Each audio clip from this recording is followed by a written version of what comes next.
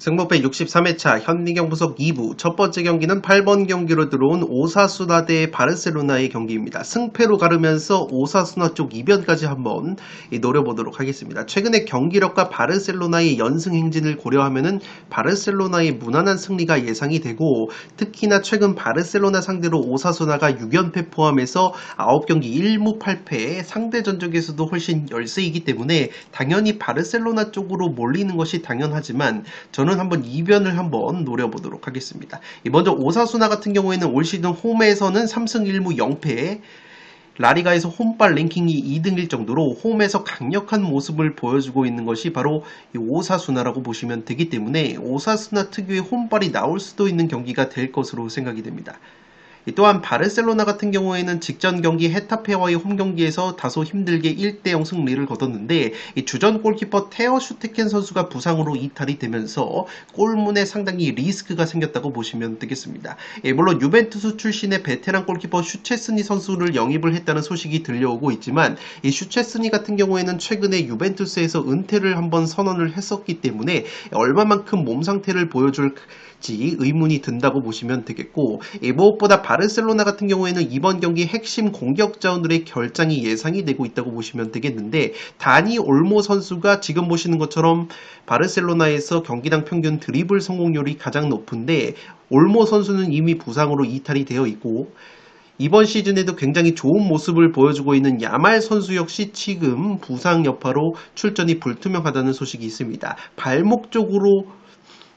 추정이 되고 있는데, 만약에 야말 선수가 나오지 못한다면 바르셀로나가 자랑하는 우측 측면 공격이 상당히 떨어질 가능성이 있어 보입니다. 특히나 지금 보시는 것처럼 야말 선수가 바르셀로나에서 하피냐 선수와 함께 빅찬스 메이킹 횟수 선두를 달리고 있고, 이번 시즌에 리그 7경기에서 3골 5도움 8개의 공격 포인트를 올려주면서 이 바르셀로나의 소년 가장 느낌이 나고 있기 때문에, 야말 선수까지 빠지는 상황에서 테어 슈테켄까지 빠지면서 수비 불안감이 노출이 된다면 바르셀로나가 올 시즌 라리가에서 7연승을 달리고 있는데, 이쯤에서 한번 부러질 타이밍이지 않나 생각이 된다는 점에서 이 경기는 단통픽으로는 바르셀로나의 승리를 추천드리겠지만, 한편 독식을 노려보실 분들은 과감하게 오사수나 사이드 이변까지 추천을 드리도록 하겠습니다. 8번 경기는 승패로 갈라보도록 하겠습니다.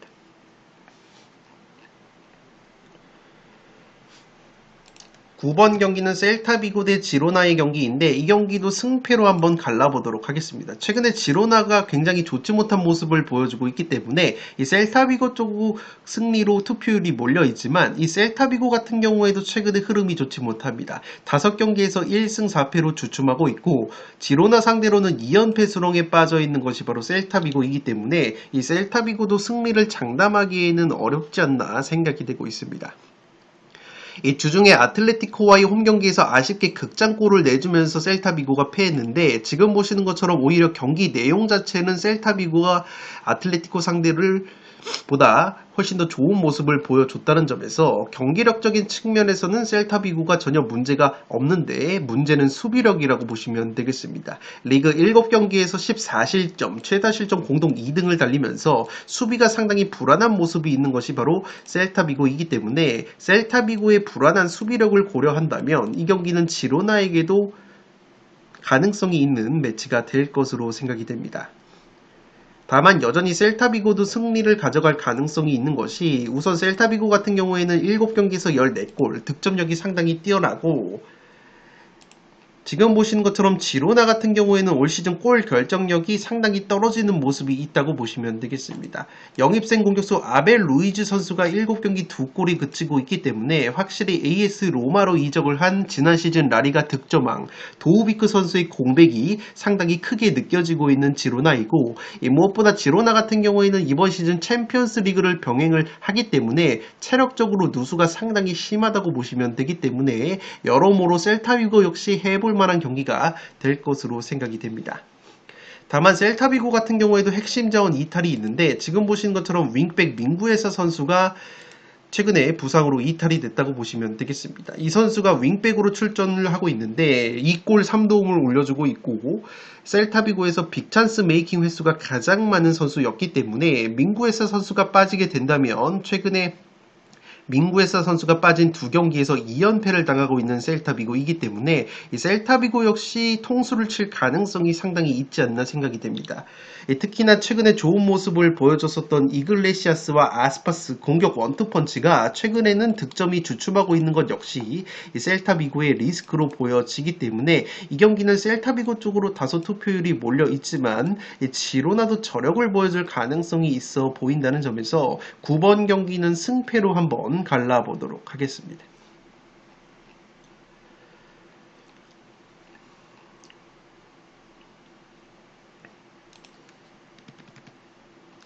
여담이지만 셀타비고 같은 경우에는 수비적으로 봤을 때 세트피스 실점이 4골로 최다 실점 공동 2등을 달리고 있는데 이 지로나 같은 경우에는 올 시즌 세트피스 상황에서도 득점이 0골이기 때문에 최근에 지로나 같은 경우에는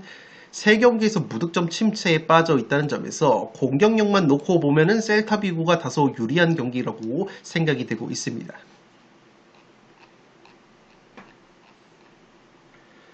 10번 경기는 입스위치 대 아스톤빌라의 경기인데 입스위치의 단통 패배로 가보도록 하겠습니다. 입스위치 같은 경우에는 이번 시즌 승격팀인데 아직까지 승리가 없다고 보시면 되겠습니다. 3연속 무승부를 거두면서 무자비 면모를 보여주고 있는데 입스위치 같은 경우에는 5경기 3골, 최소 득점 2위 빈공을 보여주고 있기 때문에 이 공격력이 상당히 약점이라고 보시면 되겠습니다. 다만 역습 득점이 2골로 최다 득점 공동 2등을 달리고 있기 때문에 입스위치가 역습은 한방 있다고 보시면 되겠고 이 주중에 경기를 치르지 않았기 때문에 아스톤 빌라보다 체력적인 우위가 있는 점 역시 호재라고 보시면 되겠습니다.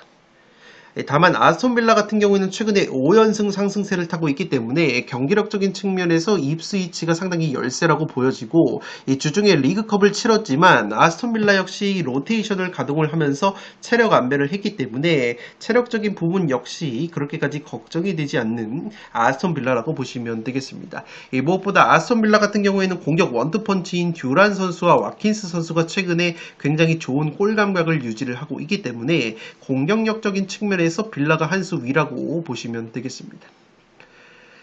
살롱 코멘트로 한 번 더 정리를 해드리면 입스위치 같은 경우에는 지금 보시는 것처럼 카운터 어택, 역습에 의한 득점이 2골로 두 번째로 많은 역습 득점을 보여주고 있는데 아스톤 빌라는 지금 보시는 것처럼 올 시즌 역습에 의한 실점이 단 한 골도 없을 정도로 이 수비 뒷공간에 대한 커버가 잘 이루어지고 있기 때문에 입스위치가 역습으로도 아스톤 빌라를 공략하기에는 체급 차이가 조금 나는 경기가 될 것으로 생각이 됩니다. 물론 아스톤 빌라 같은 경우에는 핵심 미드필더인 존 맥긴 선수가 햄스트링 부상 여파로 결장이 되기 때문에 이 맥긴 선수의 여파가 클 것으로 생각이 되지만 최근에 부엔디아라는 미드필더가 부상에서 복귀를 했고 리그컵에서 득점까지 기록을 하면서 컨디션이 올라온 모습이 있기 때문에 아스톤 빌라가 로스 바클리나 부엔디아 선수가 맥긴 선수의 공백을 충분히 메워줄 수 있지 않나 생각이 되기 때문에 10번 경기는 입스위치의 단통 패배로 가보도록 하겠습니다.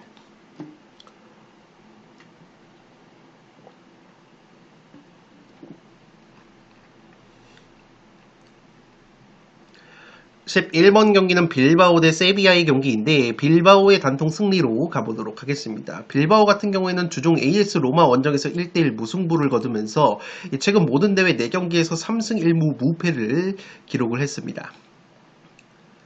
최근에 니코 윌리엄스라는 핵심 측면 공격수가 부상으로 빠졌었는데 로마전에서 복귀를 했기 때문에 이 니코 윌리엄스 선수가 복귀를 한 것은 상당히 호재라고 보시면 되겠습니다. 이 세비야 같은 경우에도 바야돌리드와의 홈경기에서 2대1 승리를 거뒀지만 이 경기에서 수비수 마르캉 선수가 퇴장 징계로 결장이 되기 때문에 수비 쪽에 공백이 있고 무엇보다 세비야 같은 경우에는 미드필더 쪽에 지브릴 소우, 로콩과 사울 리게즈 선수가 부상으로 빠져 있기 때문에 중원에서의 전력 누수가 상당히 심하다고 보시면 되겠습니다. 특히나 세비야 같은 경우에는 엔네시리 선수가 터키 리그로 이적이 됐는데 영입생 공격수 이에아나투 선수가 리그 4경기 무득점 침체에 빠져 있으면서 최전방에서의 마무리가 상당히 아쉽다고 보시면 되겠습니다. 실제 지금 보시는 것처럼 양 팀이 골 결정력 차이가 상당히 큰데 이 빌바오 같은 경우에는 기대 득점이 6.99골에 그치고 있지만 실제 득점은 연 한 골이나 하고 있기 때문에 기대 득점 대비 4.01골을 더 넣고 있다는 점에서 빌바오가 골 결정력이 상당히 높다고 보시면 되겠고, 반대로 세비야 같은 경우에는 골 결정력이 지금 보시는 것처럼 마이너스 3.79골로 세 번째로 떨어지는 골 결정력을 보여주고 있기 때문에 최전방 골 결정력 측면에서 빌바오가 한 수 위라고 보시면 되겠습니다. 또한 빌바오 같은 경우에는 올 시즌 세트피스에 의한 실점이 4골로 세트피스 수비가 상당히 불안한 팀인데, 세비야 같은 경우에는 올 시즌 세트피스에 의한 득점이 0골로 빌바오의 약점이라고 할 수 있는 세트피스 수비를 공략하기에도 세비야가 세트피스 공격력이 상당히 떨어진다는 점에서 이 경기는 제 아무리 빌바오가 로마 원정에 따른 체력 누수가 있다고 하더라도 여러모로 빌바오가 홈발을 받을 수 있는 경기가 될 것으로 생각이 됩니다. 11번 경기는 빌바오의 단통 승리로 가보도록 하겠습니다.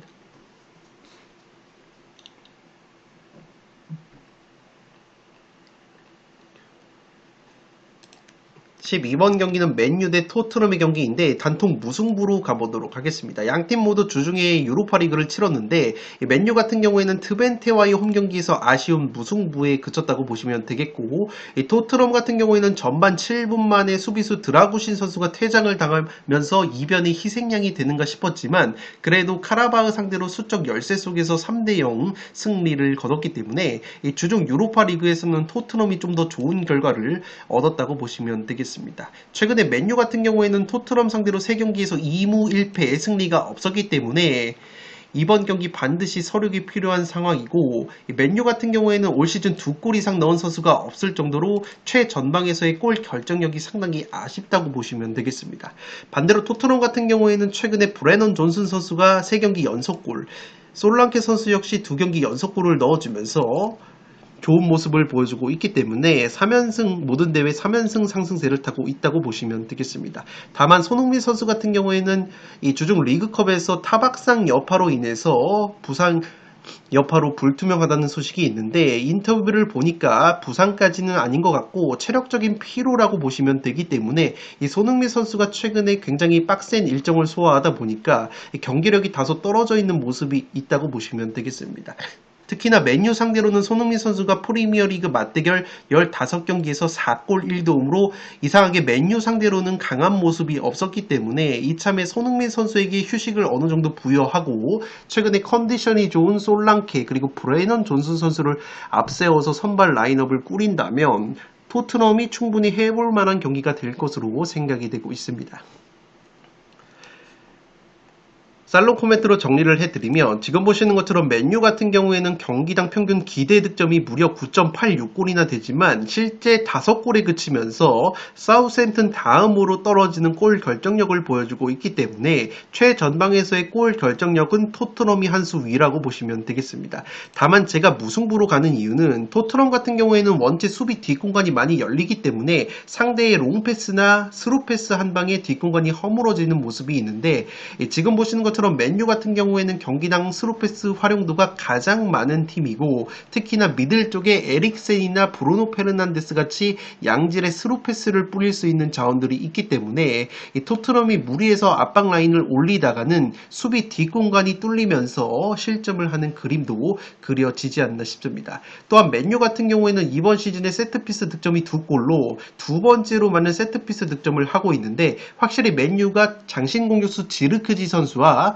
수비수 델리우트 선수가 합류를 하면서 지난 시즌보다는 확실히 세트피스 상황에서의 공격력도 나아진 부분이 있기 때문에 이번 시즌에도 세트피스 수비 약점을 드러내고 있는 토트넘 상대로 맨유가 세트피스로 득점을 하게 된다면 맨유 역시 쉽게 패할 것 같지 않은 경기이기 때문에 12번 경기는 팽팽한 무승부로 가보도록 하겠습니다.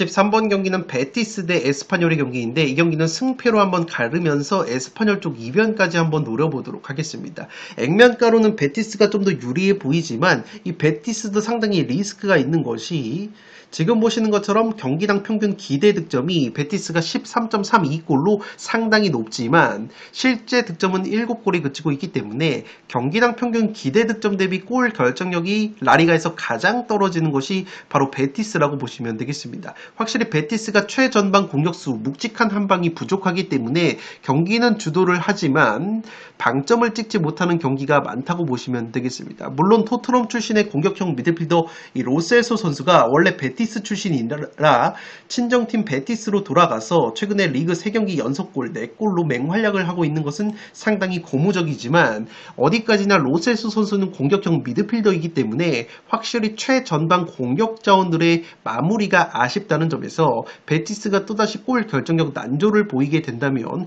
은근히 고전할 가능성이 있는 매치가 될 것으로 생각이 됩니다. 물론 에스파뇰 같은 경우에는 직전 비아레알과의 홈경기에서 아쉽게 1대2로 패배를 당하면서 리그 7경기 11실점, 최다 실점 공동 4위를 보여주면서 수비가 상당히 불안한 모습이 있지만 에스파뇰 같은 경우에는 지금 보시는 것처럼 역습에 의한 득점이 2골로 두 번째로 많은 역습 득점을 보여주는 팀이기 때문에